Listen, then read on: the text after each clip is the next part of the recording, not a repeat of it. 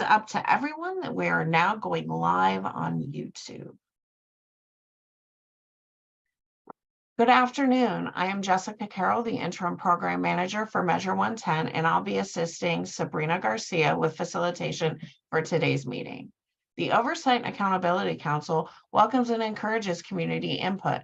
Members of the public are invited to submit public comments or get on our interested parties email list by emailing oha.measure110@odhsoha.oregon.gov. That email address and more information about the council can be found on the Measure 110 OAC website. For more information or support with community engagement, please contact Sydney McConnell. We can drop her email in the chat. OAC members have asked that OHA and other staff who are present in the meeting space introduce themselves in the chat. Please share your role with the agency, and if you are a subject matter expert, your area of expertise. And with that, I'm going to turn it over to Sabrina for the welcome. Good afternoon, everybody. Happy Wednesday afternoon. I would like to just welcome everybody and thank everybody for being here. And I would also like to turn it over to our newest council member to introduce herself, Linda Ping. Hopefully I pronounced that correctly. Sure, yeah, Ping is good. Hi, everyone. Happy to be here. I'm Linda. I'm an addiction medicine physician.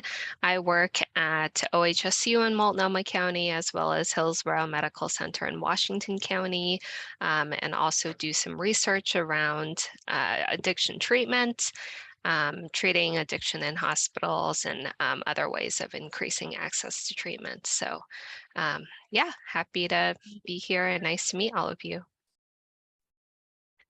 Thank you very much, Linda. And I would like to turn it over to Kristen for attendance. Thanks, Sabrina, and welcome, Linda. So, Amy. I'm here. Hello. Here. Carlos.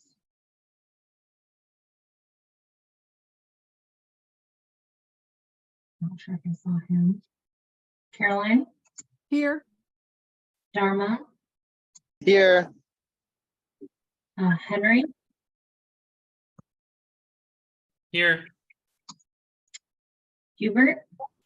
Here. Jackie. I'm sure I saw Jackie. Keisha.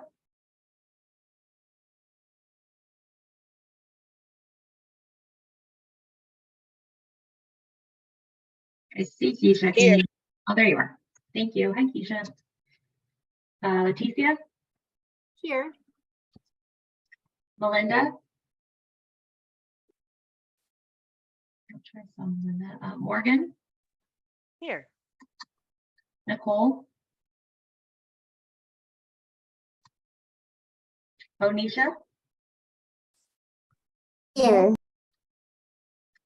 Ron. Here. Sabrina, I know you're here. Yes, I'm here. Zeb. Yes, I'm present. Thank you. Hey, Zeb. And Linda, I know you're here. Tori.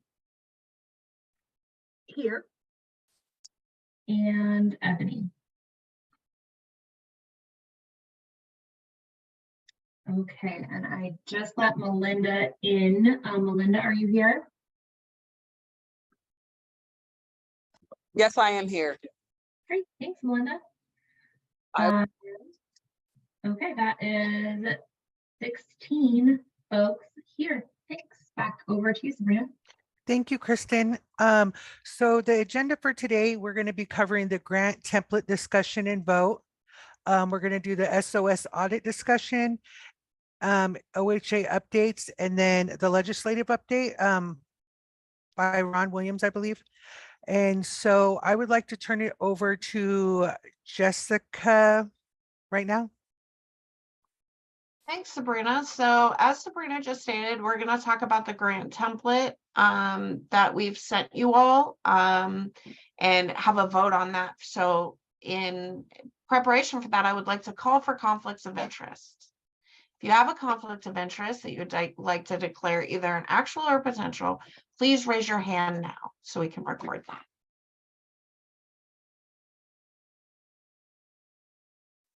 Seb, Hi, thanks, Jessica. Can you repeat that first part? Sorry, my mind wandered off for a second. I apologize. no worries, Seb, no worries. So we're going to talk about the grant template. This is for the grant extension, so it's the document. And we sent it out to everyone. If you'd like to call for a conflict, either an actual or potential, please do so now. I'll just go ahead and state I have a potential conflict due to my relationship with Phoenix Wellness Center. So I'll state that. Thank you, Zeb. Would anybody else like to declare an actual or potential conflict of interest?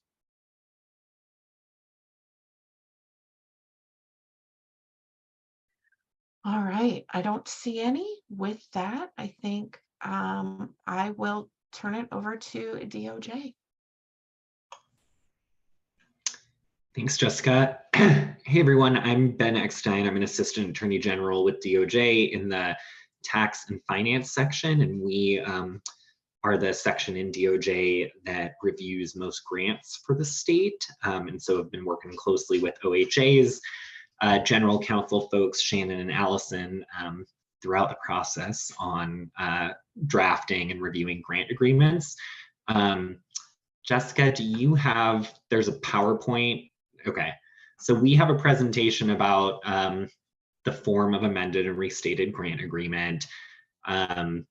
This would be an extension. It also makes some amendments to the templates that were used for the existing round of grants. And the reason it's amended and restated is really just for background. Oftentimes when we amend grant agreements, we'll just do an amendment that says we're changing this section or we're changing this section. But if you have a lot of sections that are changing or a lot of language that's changing down the road, if someone wants to see what their grant agreement looks like, they often have to piece together a bunch of different amendments and then kind of try to figure out what each section says. So an amended and restated agreement is just a cleaner way of doing that, where instead of going kind of line by line and saying, we're changing this section from X to Y, you just actually have a new, a clean grant agreement so that folks who want to see what's changing in their grant agreement can just look at the complete grant agreement. So we provided a red line of kind of the changes that we're proposing to the current grant agreements. And we have a PowerPoint presentation that goes over at a high level what those changes are. So thanks, Jessica. So I'll get started. The overview of the changes that are being made, it extends the expiration date per the OAC's previous direction from December 31st, 2023 to June 30th, 2025. So it's about an 18-month extension. It also clarifies the MOU requirements and requires notice to OHA of MOU changes. And as we go through, we'll snapshot some of this language for you, but this is just a summary. Clarifies the process for budget revisions. And that process is essentially that revisions that are less than 25% change to a budget category would require OHA approval from the grant administrator. If it's 25% or more, it would require council approval. So they'd have to come to the council and get that budget adjustment approved.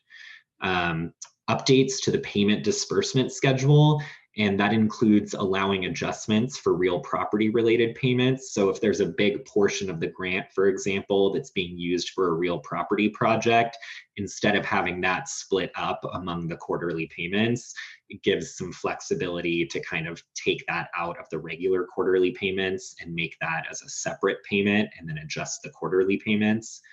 So it gives just a little more flexibility in terms of how the payments are scheduled. Clarifies the declaration of restrictive covenants requirement for real property improvements. And this is just a flag. You might remember at a previous meeting that you took a vote to allow certain existing grantees that already had approved budgets for real property improvements to leased property that they don't own. You took a vote to allow them to go ahead and make those improvements without having a declaration in place. And there was some DOJ advice that was given to you about that, and why, if you don't own a property, it can be a problem. You might not be able to do a declaration on the property if you only have a lease. So for those existing grantees, you had made a decision to allow them to go ahead and move forward with those improvements that were already in their approved budgets.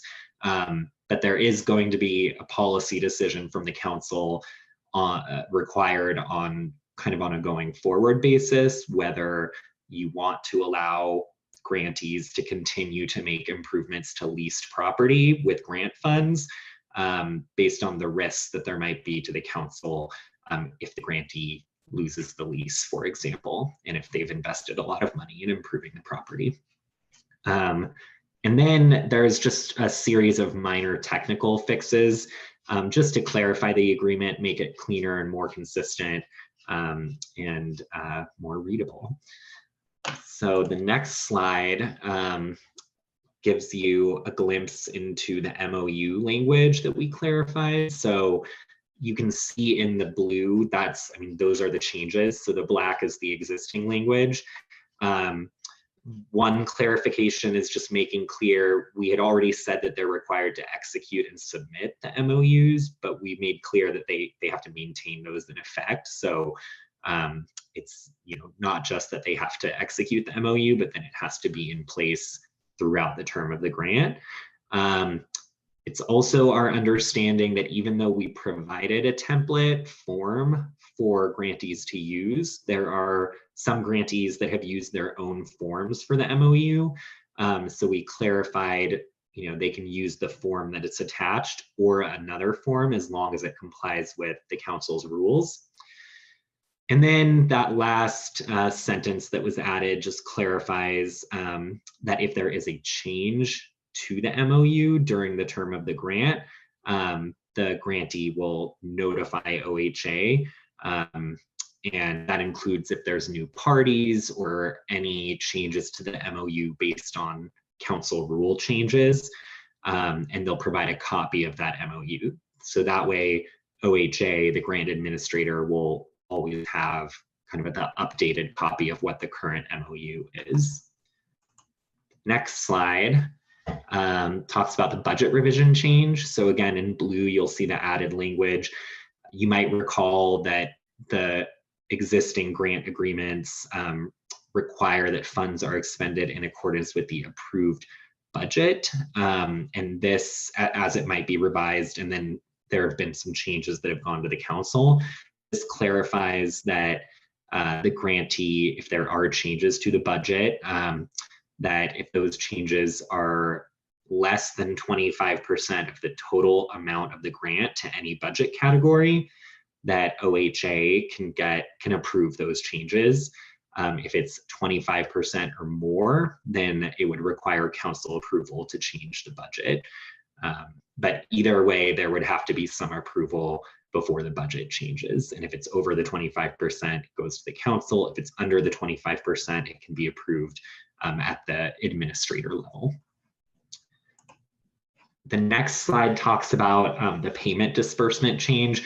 So this is really just adding, because we're extending the grant agreements and because there will be new amounts of funding that are being added to the grant agreements, there is a new payment section that would just say beginning the quarter ending March 2024. So that first quarter of 2024, which is the first quarter of the extension period, the council will provide quarterly payments. So this is very similar to the existing language. It's just allowing for that extension and the new quarterly payment amount, because that amount will likely be different than the current quarterly payment amount.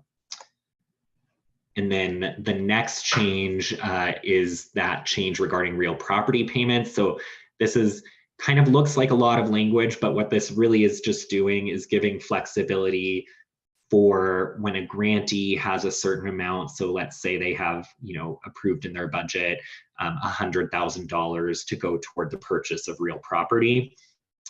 Instead of having those divvied up among the quarterly payments, it gives flexibility that OHA can withhold those payments or adjust the amounts of the quarterly payments pending the declaration of restrictive covenants. So OHA would work with the grantee to get the declaration in place. And then once the declaration is in place as part of the real property purchase, the grantee would receive the real property portion or accelerate payments to the grantee. So again, if they need the $100,000 for real property on an earlier schedule than it otherwise might come, if it's part of the quarterly payments, this gives the flexibility to basically accelerate the payment of those funds so the grantee can improve or acquire real property. And again, if there's an increase or a decrease in any amounts for real property, so maybe they were planning to spend $100,000 for purchasing real property, but the price was less than they thought, maybe they ended up spending $90,000. This gives flexibility to then adjust the amount of the quarterly payments to add back in that $10,000 difference or to remove it if the property costs more. So kind of recognizing that sometimes the budget might have a particular amount, but as the transaction moves forward, that might change. And so this just allows basically for flexibility to account for all of those changes related to real property purchases. And then the next change, this is clarifying the requirements for real property purchases. So you might recall from prior conversations that initially it was a little vague and it just said that the grantee had to follow OHA procedures before purchasing real property or improving real property.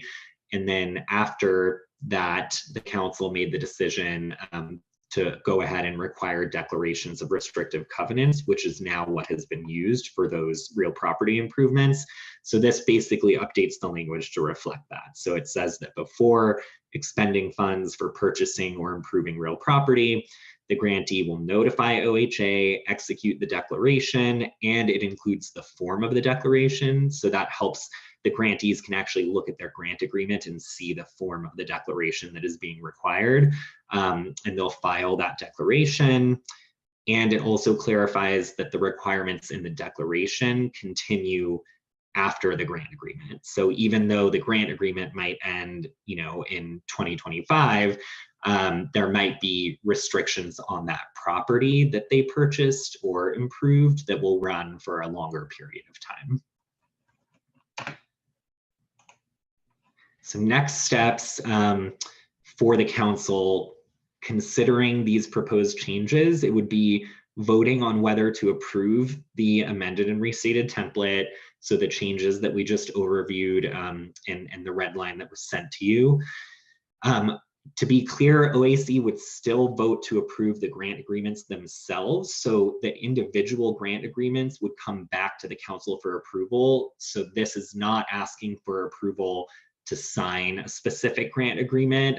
Obviously, the budget numbers need to be plugged in and all the details. So this would just be a vote to go ahead and move forward with using this template. You might remember that there are, I think, about 4 different versions of the template because there's a version for local government grant recipients that is a little bit different. There's a version for nonprofit recipients, and then each of those has a version for with or without MOU, because if there's only one member of a burn, there's not an MOU requirement. So none of those changes really affect the language that we just went over, but if the council approves this form, we would go ahead and we would make sure all the templates have these changes. So all of those versions would be conformed so that we have the changes that we just reviewed today. But DOJ just first wanted to get approval on the template form before we went ahead and changed all of the templates. And then again, those would go back to the council for final approval for each particular grant agreement. And then there is a proposed motion. If the council does approve the template, here's some proposed language, approving the amended and restated grant agreement and authorizing OHA and DOJ to update the approved form to use with nonprofit grantees without MOUs and governmental grantees with and without MOUs.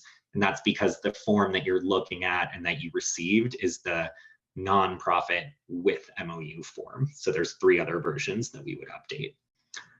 And I am happy to go over any questions that you have about any of those changes or anything else that you might want to ask about the grant agreement form.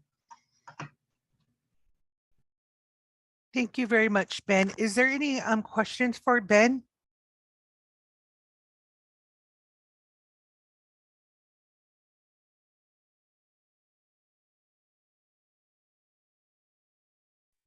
Go ahead, Ron. No, I just want to thank Ben for presenting this in such a logical, thoughtful manner. It was very clear and well explained. I really appreciate you coming and laying this out the way you did. One of the questions I have is that I noticed that I just happened to notice as I was looking at all of the policies, procedures were lined out, redlined out, and that's because there's not going to be a requirement for additional policies and procedures to be submitted, so they don't need to be included in the template. Is that right? Yeah, let me just take a look at the section you're talking about. Do you know which? Oh, I see. I think you're talking about page 11 to 12, the grant milestones. So it says recipient must submit policies and procedures. Oh, okay. So actually what we did here is because previously this listed all of the specific policies that are in the rule right now that the council has.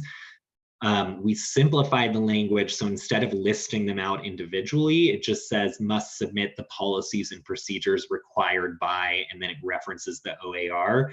So Okay, so yeah, it's just simplifying that language by referencing the rule instead of listing out each of the individual policies.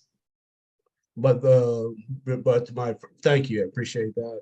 But to my original point, so there won't be an additional requirement to submit the policies again. Right, correct. Yeah, because it still says within 90 days of the effective date of the original agreement. And so that was already, yeah, that has already passed. Okay. Thank you. Yeah, Is no there, problem. thank you, Ron, and thank you, Ben. Is there any more discussion, or can we go ahead and put the motion back up? I see Dharma, you have your hand raised. Yeah, I just had a question. The 25% adjustment without needing council approval, is that something that we have to put into administrative role, or is that not something that we need to worry about?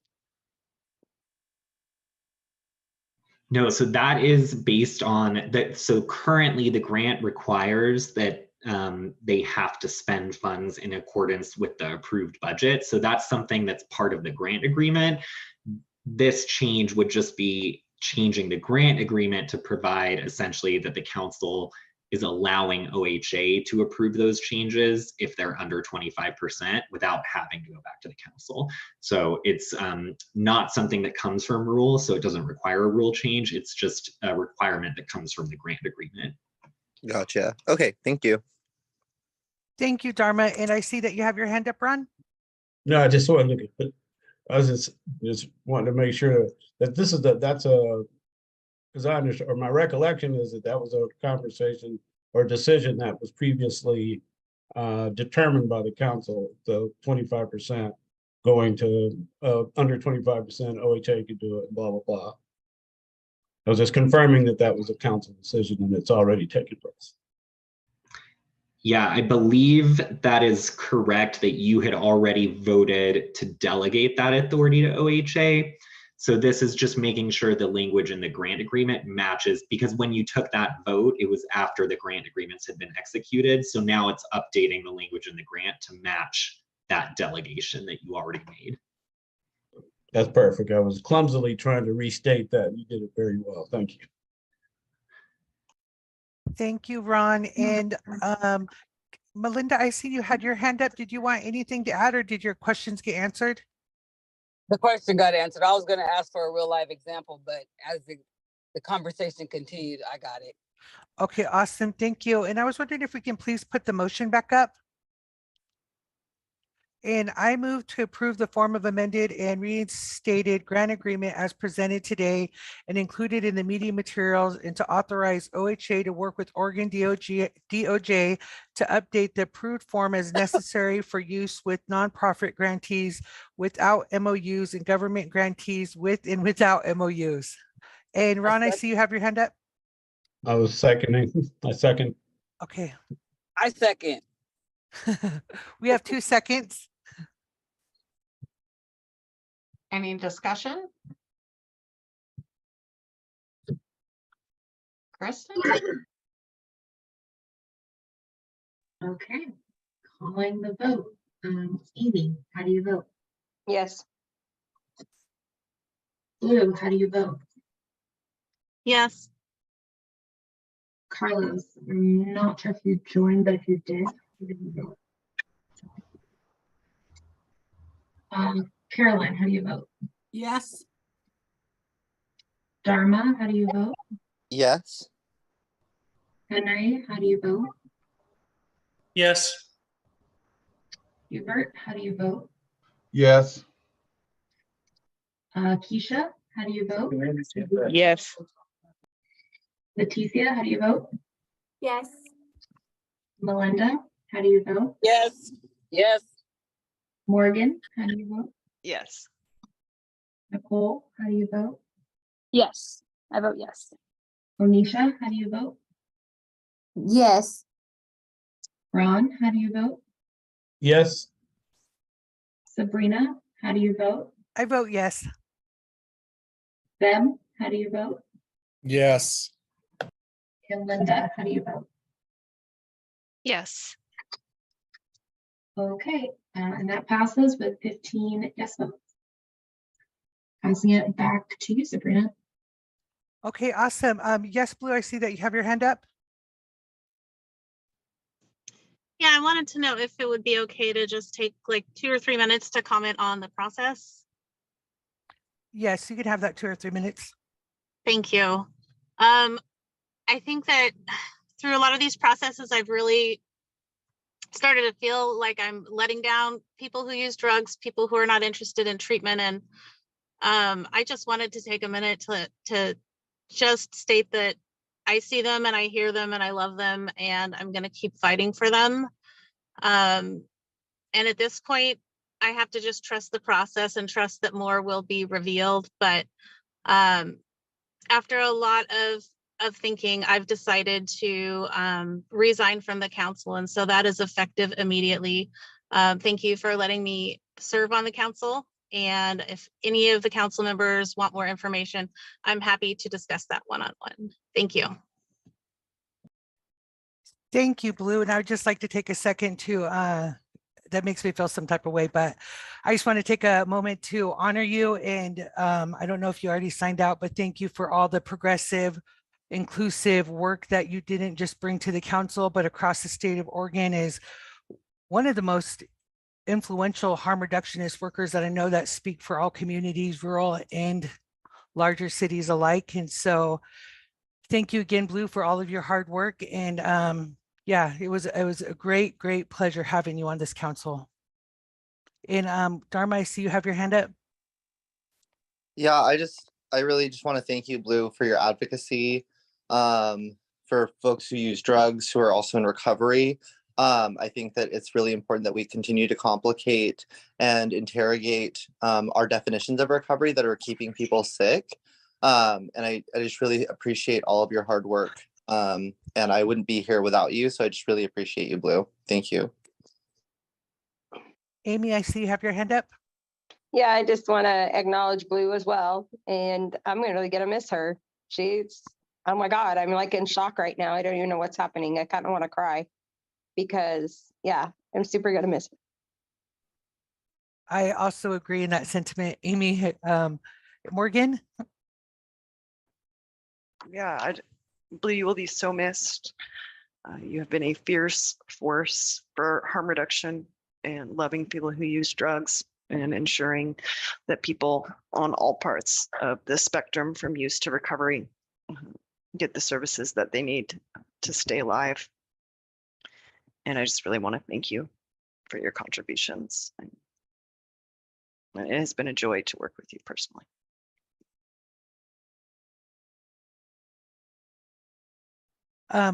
Amy, do you still have your hand up? Unfortunately, yes, because I can't find my, there, got it. Okay, I'm down. Okay, go ahead, Ron. No, I just also wanted to honor Blue and her commitment to serve here on this council for the time that she has served and her leadership in the harm reduction space. I'm one of those folks that when I came to the council, having a recovery advocacy background, I wasn't really a harm reduction advocacy person until I met Blue and was educated and trained by Blue and the modalities and the interventions and the actual skills and services and activities that are involved in harm reduction. I thank Blue for educating me and showing me the way and pointing me in the right direction in terms of research and information and other details to be able to advocate just as strongly for harm reduction as recovery services. So I just want to thank her and acknowledge her. Thank you very much, Ron. And then Zeb.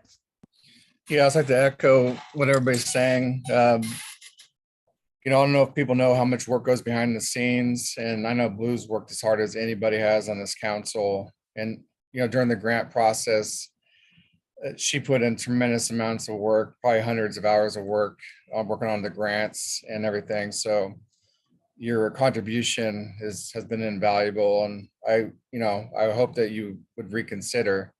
I'd hate to lose you as a voice, but thank you, Blue, for everything you've done. Thank you, Zeb. Dharma. I just in also just honoring Blue, I just also want to acknowledge that we have a lot of work to do to continue to respect people who use drugs and across the spectrum. And that I also want to amplify Blue's concerns that we are letting down people who use drugs and people who do not fit into abstinence-based modalities of treatment as things currently stand on the council. Thank you very much, Dharma, and thank you everybody for your words of sentiment. I've been with Blue, we've all been with Blue since early on, and I've learned a lot from Blue as a human being and how to be more compassionate in our work and be more diligent and to speak up when it's hard and in situations that we always don't feel comfortable in. I'm sorry it turned out the way that it did, and I look forward to seeing her in the future outside of the council work. And so I will leave it at that. And if we have nothing else, I would like to go ahead and turn it over to the for the SOS audit discussion. All right, we're going to go ahead and let those folks in.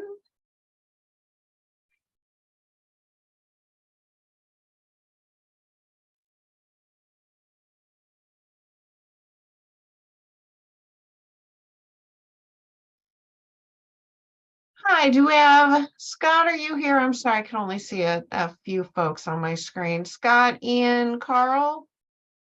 Hi, Jessica. I'm here. Hi, Ian. Hi, Jessica. I'm here. Okay, all right. Well, it is the baton has passed your way. All right. Well, I'll kick us off. Thank you very much for inviting us today. My name's Ian Green. I'm an audit manager with the Oregon Secretary of State. And with me is Scott Learn, who's our principal auditor and lead auditor on the Measure 110 financial review. And we also have Carl Smith, staff auditor on that assignment. And we just really appreciate the opportunity to talk about the audit requirements under Senate Bill 755 and collaborate on this audit and financial review as we go forward.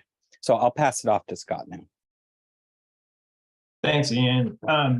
I wanted to Jessica and Sabrina and others, we met and suggested we get on the agenda because we wanted to tell you what we're doing. It's a little odd, and also see the best way to get your feedback, both here initially on some of the requirements we have, and then later on down the road when we get into findings and a draft report. We'd really like to have input from the council along the way. So we, as Ian mentioned, we're starting a statutorily required quote unquote financial review of Measure 110. It's a little bit of a misnomer. There's things in there that there's some, you know, pure numbers things, but really there's a lot of more non-financial points that really are kind of the most interesting points and the requirements of what we're supposed to review. This came about originally in Senate Bill 755, as you all know, the implementing legislation, and then it may be modified some. We're hoping it is in the legislature this session. So it will reduce some of the requirements for this financial review and push them to a performance audit, more thorough performance audit that would be delayed a year to come out at the end of 2025. To give the providers more chance to demonstrate, you know, what they're doing. We know that I just wanted to also say, this is a review. It's not a full-on audit. It's not going to be as in-depth as you'll recognize when we get into some of the questions that we're trying to address. But we know there were concerns after the last audit that OAC wasn't involved enough. And so we would like you to involve you more in this process. I mean, that's why we're here today. But we also understand that you're volunteers and busy jobs. So I'm not sure how this is going to work, how well this is going to work, but I'm going to, in a bit, run by some of the Senate Bill 755 requirements that we'd most like your input on and see if folks are comfortable just talking to us in this meeting. And if not, and I can understand in some cases that people might not be, we're very happy to do individual interviews or meet with several of you at a time, whatever works out best for you. So one thing down the road, I was interested in just getting your input on up front. We're in this public meeting right now. We're just discussing these public requirements and your thoughts on that. Down the road, we're interested in presenting you with our draft preliminary findings. That'd be more toward the end of this process. It's due out by the end of this year, the report is. And also discussing with you our draft report. Both of those things are confidential documents. So we would need to meet with you in executive session for that. So just putting that out there. And I just wanted to stop here before I got into some of the most interesting specific requirements of Senate Bill 755 and see if anybody had any thoughts on just the process, how you would like us to involve you, best way to do that, any suggestions or thoughts on that?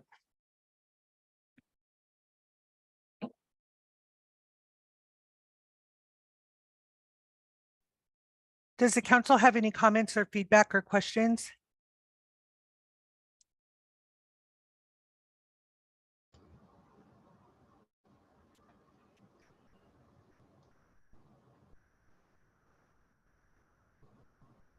Yes, Fran?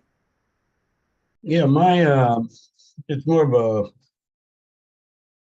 of a clarifying question, which is that, so you mentioned financial audit and performance audit. But I wasn't clear which came first.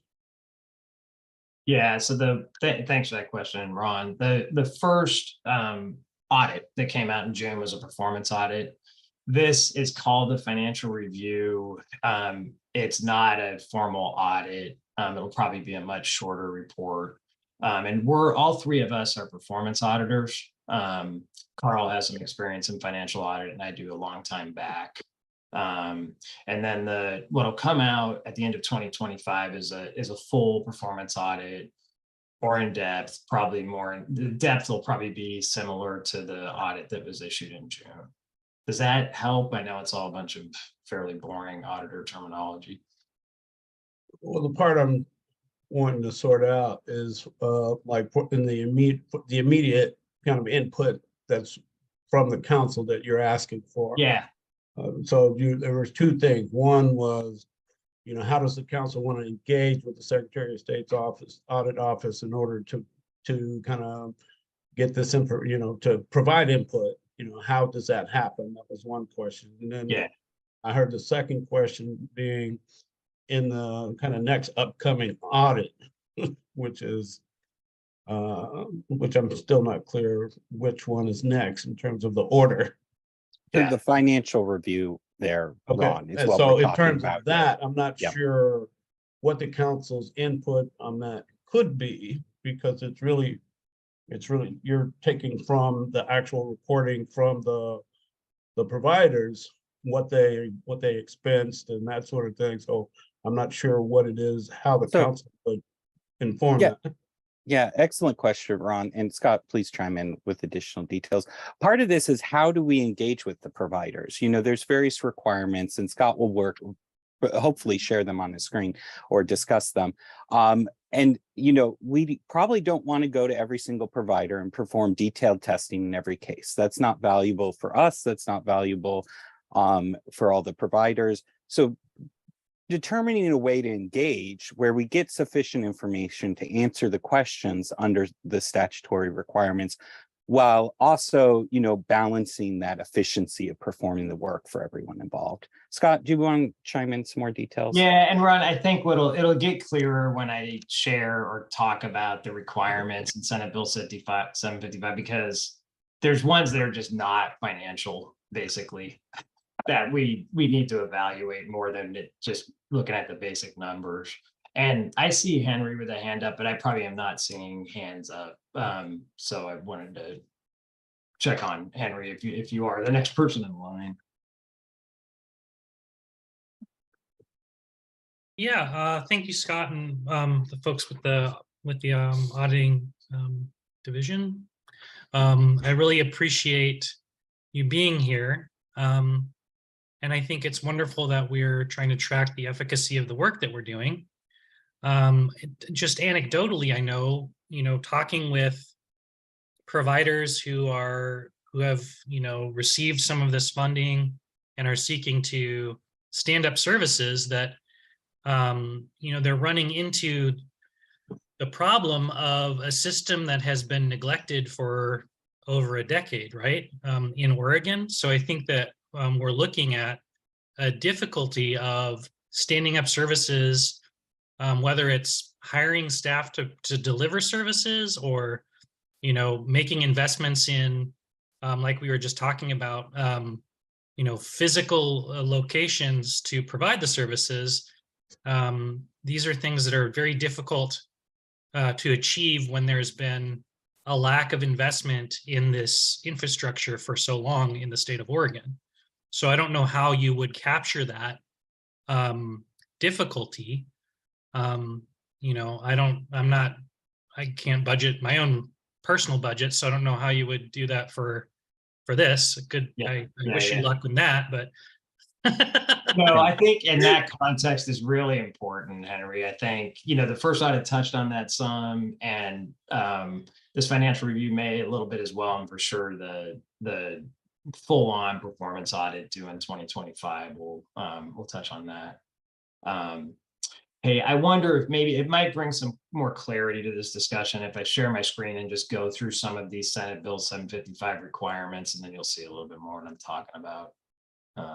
Let's see. But Henry, also to chime in, you know, one of the things that would be really valuable, I think, as we collaborate is you being the OAC, highlighting areas and contexts that would be important to capture in our audit reports. We have in our introduction sections to our audits, you know, a perfect avenue to highlight some of those lack of investments over the years. And this is important context for evaluating the program as it's getting stood up.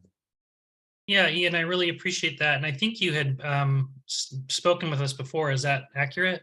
Yeah, I spoke before the council back in January when we released the audit.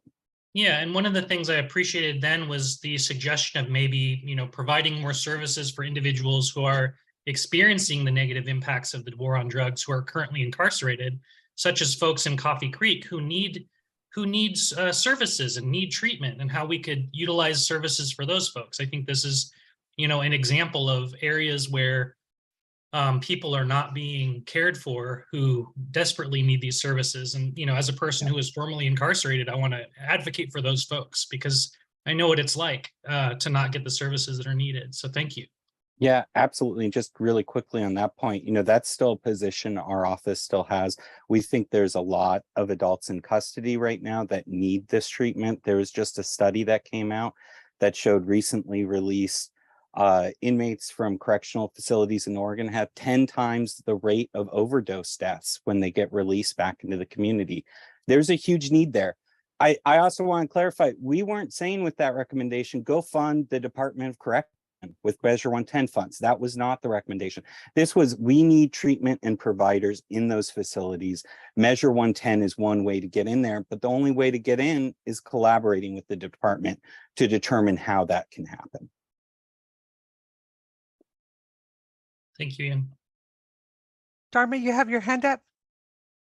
Yeah, I'm just wondering too. I know a lot of pressure is being put on the organizations and assessment of the organizations involved in the burns. And I'm just wanting to make sure that there's also maybe some evaluation of how the lack of law enforcement requirement to like disclose information about burns or the citation waiver process might be impacting the efficacy of our programs, or at least impacting the number of individuals who may be seeking a waiver or assessment versus not going to court.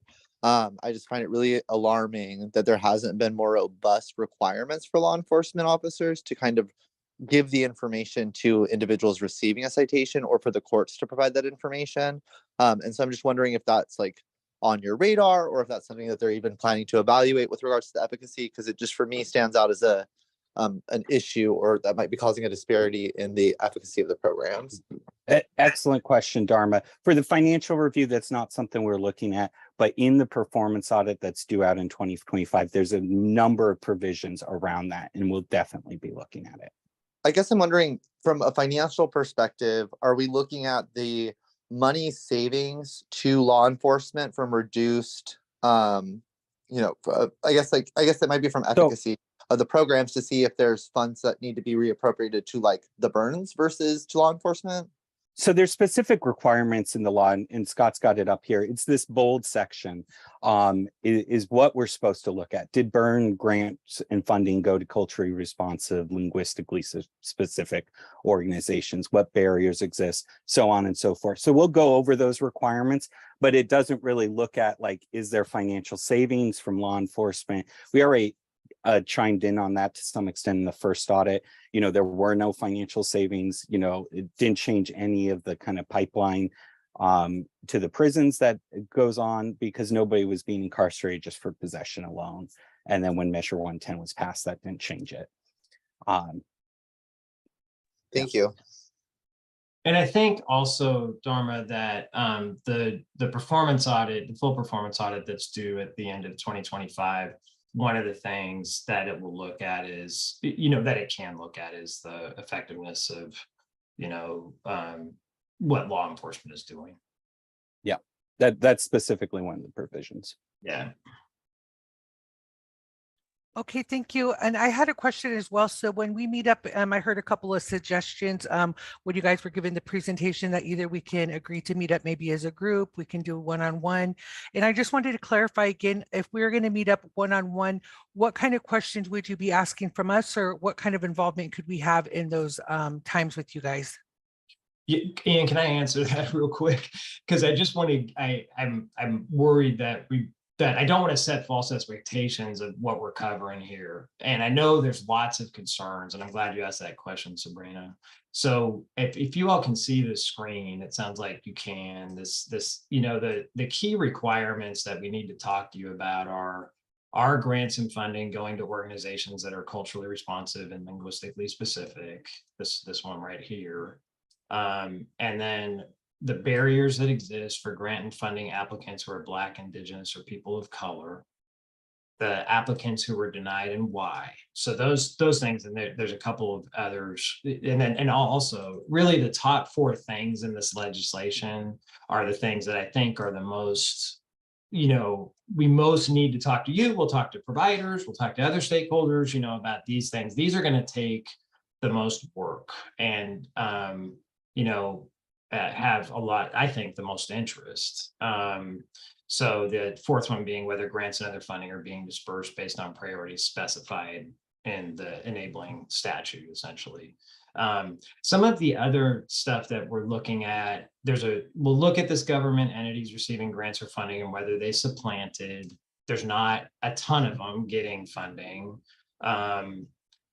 You know, what proportions devoted to administrative costs, the organizations and agencies receiving grants. These things are all just, it doesn't, you know, we get the information, we document it. It doesn't require a lot of discussion. But these top things here are what we're most interested in discussing with you all. So to answer your question, Sabrina, that's what we would likely focus on if we talk with you one-on-one or in groups, is these 4 items. Okay, thank you. And I'm very interested in either doing it as a group and or individually, just to throw that out there. And I see that you have your hand up, Morgan. Yeah, I just wanted to call back to something because you'd mentioned the departments of corrections and just I've been working on expansions for medications for opioid use disorder.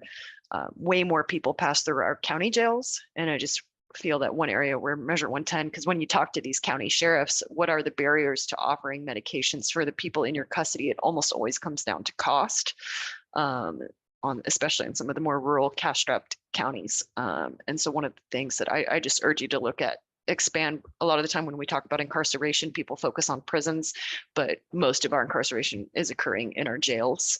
And you're going to see a lot more turnover. And so I would just love for us to find a way to expand specifically to get medications for opioid use disorder in our jails, whether that's with Measure 110 funding or not. That's an excellent point, Morgan. Certainly in alignment with what the intent was there, was providing services to those in need. It wasn't exclusively to prisons. Yeah. Thank you very much. And Dharma? Yeah, I just looking ahead at these questions here too. I'm wondering, so in my experience, 100% of transgender individuals, especially transgender individuals of color, experience discrimination based on their gender identity. And I'm wondering why I don't see any questions with regards to sexual orientation or gender identity, considering they face extremely high disparities in accessing services in the state with regards to culturally responsive services. So Dharma, we didn't write these requirements. These were written by legislative council.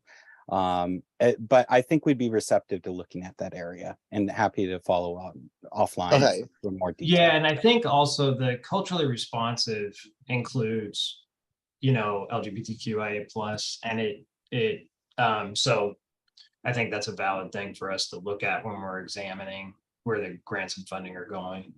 Yeah. Okay, thank you.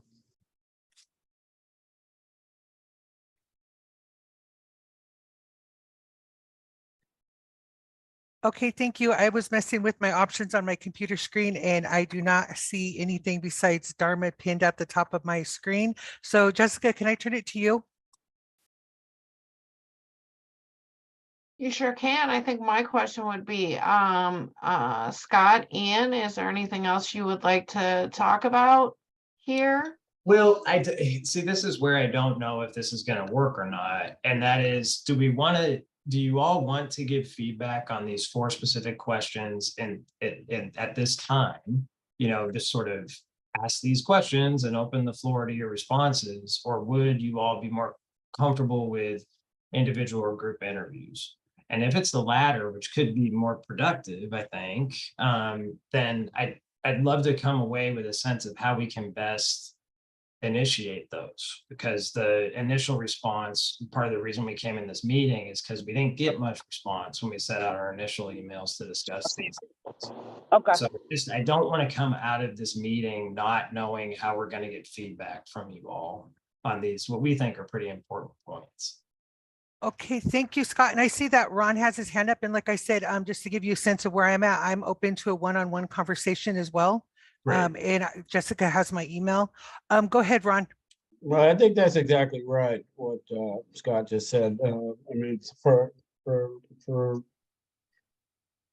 just to kind of put it in context for me, so I was contacted by the Secretary of State's office over 2 weeks ago, and they were saying that they were having difficulty getting people to respond to them in order to participate in this.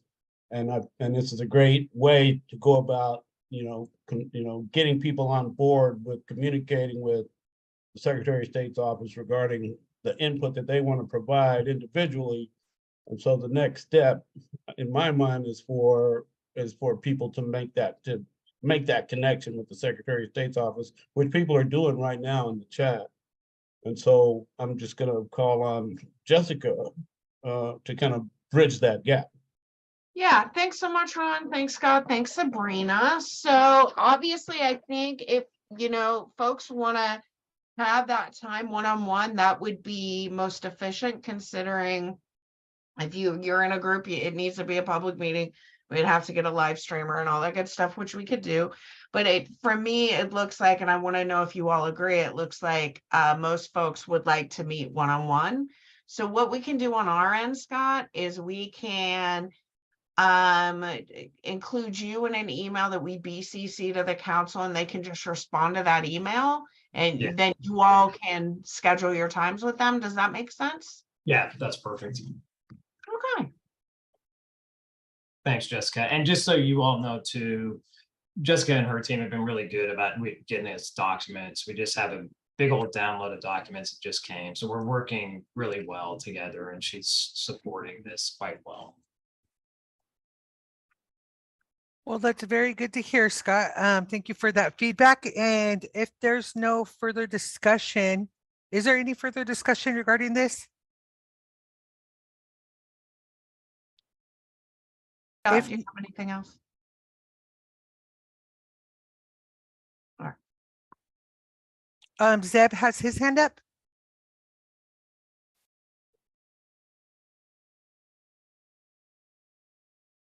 Zeb, I believe you're muted still. Oh, here we go. Sorry, I couldn't find my picture to unmute myself. There we go. Yeah, I just said just say, like, there is right now tremendous examples of treatment providers, peer-run organizations, harm reduction, that are working hand in hand with law enforcement in the communities. That include, Oregon State Police, that city police, the sheriff's office, in the jails and in the courts. And so I think this audit will have plenty of examples of how this is working in communities. And that's going to be great to really emphasize that going forward. Thank you. Thank you, Zeb. Is there anything else for Scott or his team?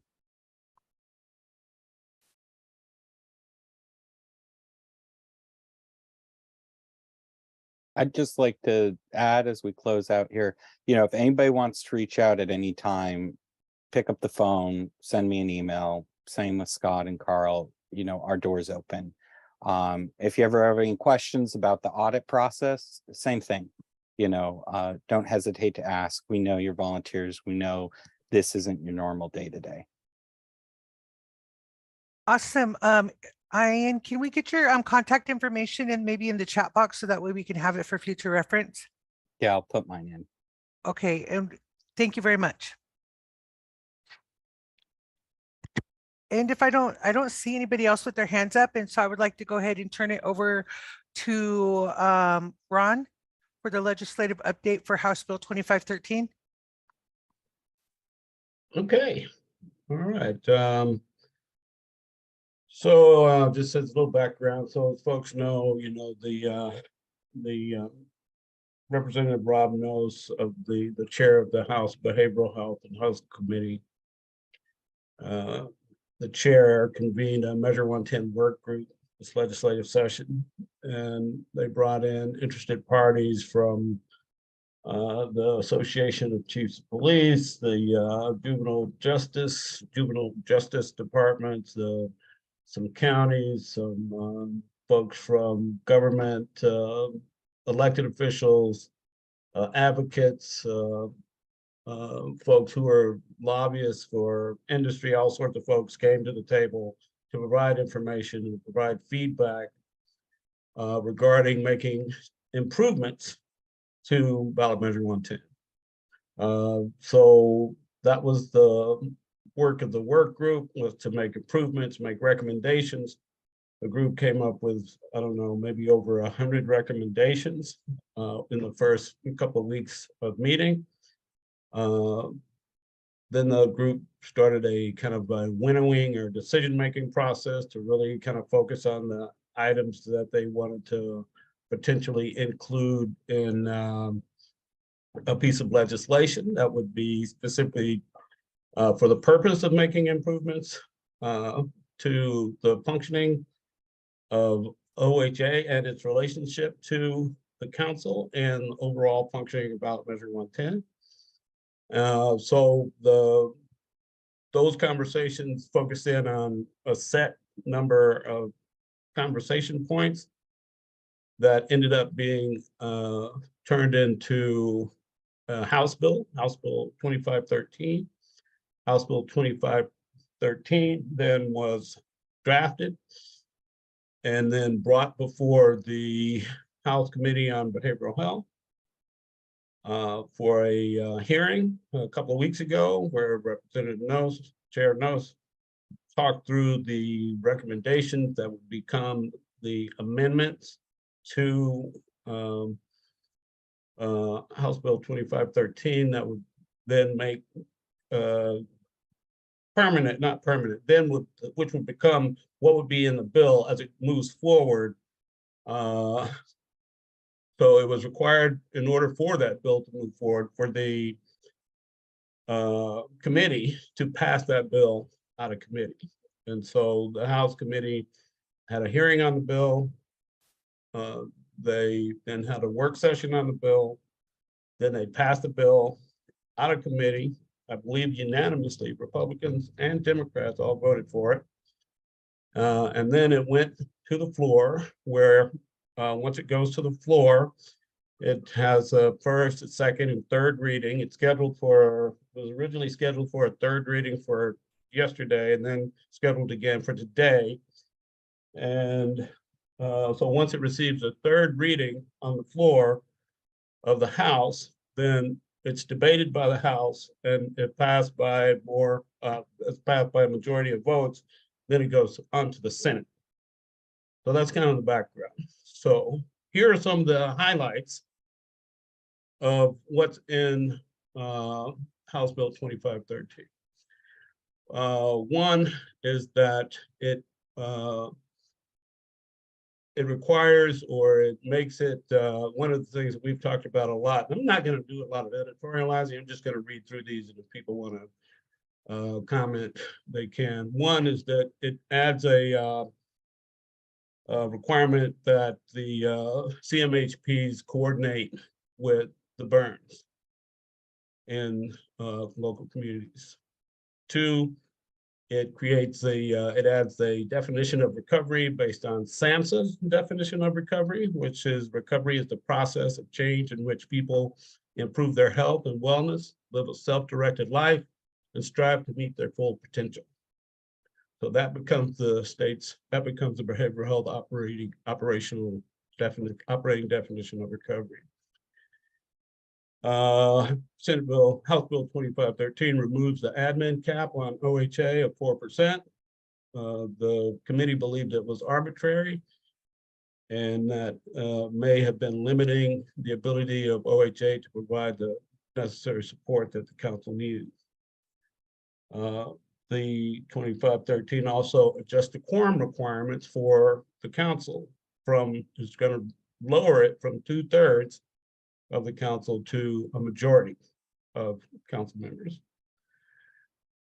The 2513 will also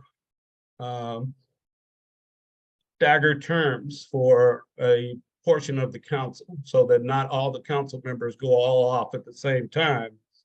There will be a subset of the council members will be reappointed to a 2-year term, followed by an additional period. So some people will go off, some people will be appointed to a 2-year term. And then after that 2-year term, the next round of folks appointed would be appointed to a 4-year term. So that's staggering the terms of the council so that the council is not all lost all at once. Going on Section 7 at OHA, it kind of increases the administrative role of the Oregon Health Authority to design and lead the grant making process, while The OAC retains the decision-making process over the grant awards. OHA will do the announcement, announcement and advertise and administer the application process, but the council still retains its decision-making process over the, and that, so that's that. It also, Section 7 ensures that folks with co-occurring disorders of substance use and mental health are served by the burns. There was a lot of questions around that in the community and among providers, and that was added as a clarification that folks with co-occurring disorders are able to be served by the burns. Section 8 talks about the rulemaking process, which is that OHA will have a larger administrative and facilitation role in the rulemaking process. However, the OAC members will make up the majority of the Rules Advisory Committee. And that's now going to be in statute, as I understand it. The Secretary of State's office just talked about pushing the audit back. And so that's one of the things, the performance audit is going to get pushed back. The financial audit is going to continue as they just explained. Last thing I want to say about, so this was kind of related to part of the conversation we were just having. This Section 8 also of 2513 also states that training opportunities to provided to law enforcement officials regarding services are available and how to connect individuals to services. Also, this is in the audit section, the efficacy of issuing citations as a method of connecting individuals to services. So that's going to be things that are going to be looked at. Section 12, in terms of the audit section, also adjusts the language from having Measure 110 be completely responsible for reducing overdose deaths. There was a line that said a measurement that overdose deaths have decreased. That now states to demonstrate whether the implementation of Measure 110 have impacted overdose deaths. And it also allows for Measure 110 for the OAC to engage in a public information and marketing campaign and allows that process to go forward. It's permissive language that if approved by the Oversight and Accountability Council, the Oregon Health Authority may implement an education campaign to inform the public about the availability of behavioral health resource networks, the statewide hotline, and any other information the authority believes would benefit the public in accessing behavioral health resource networks. So that's pretty much where it stands. I don't know if anybody on the Health Authority has any additional comments regarding that or have any different impressions of any of that.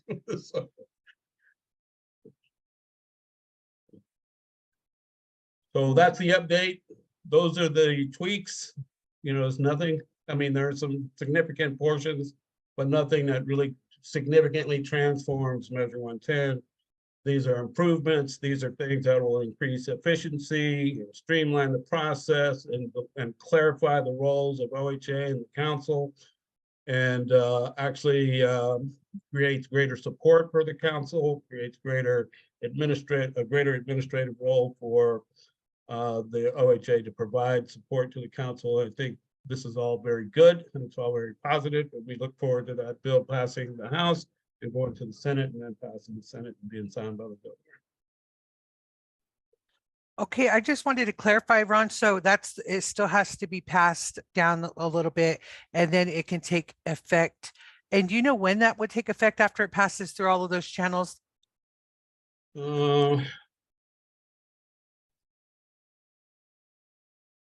don't have the date, but I think it becomes effective on passage. I don't think every element of it becomes effective, but I think it becomes effective upon passage, which is like June 1st. Okay, awesome. Thank you. I don't have any other further questions, but does any of the other councils have any questions or feedback? Go ahead, Zeb. Yeah, I think upon passage, it's definitely so important right now to educate the public on what's being done out there right now, because there is such a lack of understanding of all the good that's been being done as we speak. So as fast as we can get that out there to the public, it's going to be to the benefit of every Oregonian.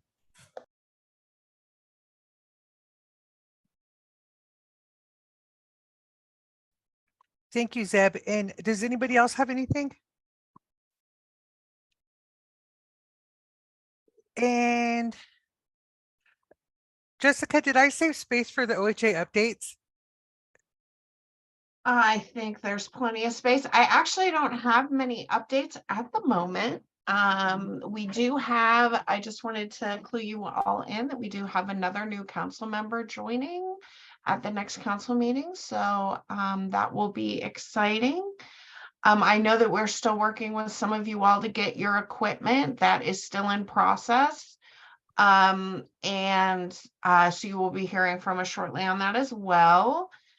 And I believe that's all I have. Hopefully, next meeting, I'm gonna have some more substantive updates for you all. Okay, thank you, Jessica. And I don't know if I said it. Thank you very much, Ron, for the informative update in a language that I can understand about the legislative process. And so if we don't have anything else, would you just like to end early?